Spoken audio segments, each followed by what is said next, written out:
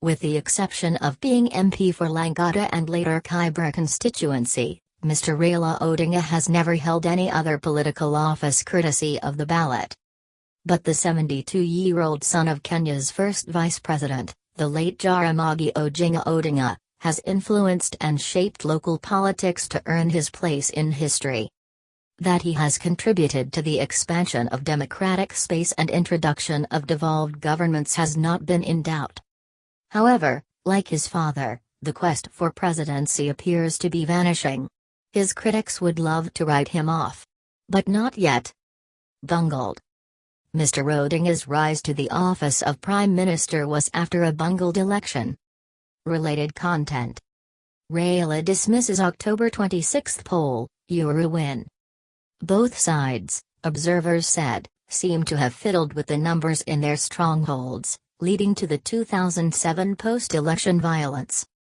Currently, all eyes are on Mr. Odinga, who has launched the National Resistance Movement, NRM, to spearhead his plans to push for new presidential election. He says NRM won't recognize President Kenyatta as duly elected, and has announced the formation of People's Assembly. Mr. Odinga is not new to controversy. Political pundits say this could be a component of his political genes or an orientation from his college days in the Eastern Bloc during Cold War years. Treason. A man who came to national limelight in August 1982, when he was arrested and charged with treason in connection with that year's aborted coup by a section of the Kenya Air Force, Mr. Odinga has since been part of a group pushing for changes, at first through covert and later overt operations. During the trial of the coup leaders, Senior Private Hezekiah Oshuka and Sergeant Pancras Okumu, the prosecution alleged Raila had attended coup planning meetings at the Odinga's family house in Kisumu and at a house on Nairobi's Ngong Road. The prosecution further alleged that on the morning of the coup, Oshuka had driven through Nairobi streets in a private car provided by Raila.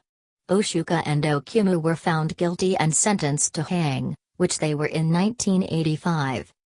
But the state dropped the treason charges on Raila and instead placed him in detention without trial. Detention.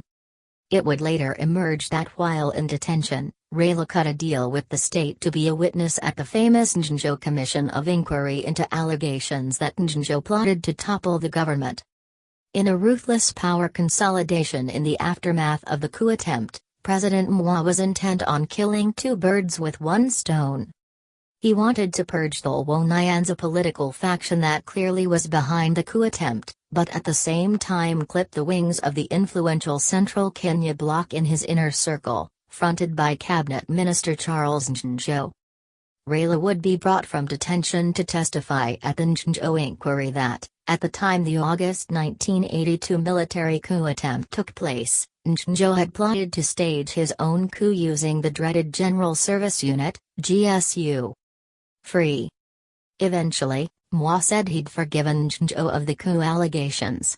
Raila too, would later be set free without any charges. In a 1992 interview Raila granted me, he had a puzzling answer when I asked him to clear the air about his alleged involvement in the 1982 coup attempt. He told me, "Well, I won't answer that question for now because I don't want to tell you the truth, and I don't want to lie to you." Raila's first induction to over-the-table politics came with the reintroduction of multi-party politics in 1992, when he was appointed to the post of Deputy Director of Elections in the opposition party Ford Kenya, then led by Jaramogi. By then, Raila had been overshadowed by Ford Kenya luminaries, among them James Orengo, the late Ukio Kwambaka, and Professor Anyang' Nyong'o, who were trusted by Jaramogi within the party. Orengo. Others in the outer circle included Palmuid, Gitabu Imaniaura, and Wamal Wakajana. All these feared what insiders called the conspiratorial element in Raila, which even the father didn't think was good for the party. On Jaramogi's death in January 1994, Raila plotted to take over the party chairmanship but was beaten to it by Mr. Orengo. By that time, the first vice chairman Palmuite and Secretary General Gitabu Imaniaura had quit the party. After 2 years of push and pull that ended in a bloody, but abortive party elections in Thika Stadium, Raila quit Ford Kenya to form his own outfit, the National Development Party. He went on to win the Langata seat and, in the 1997 election, his supporters eclipsed all those who stood on a Ford Kenya ticket in his Nyanza backyard.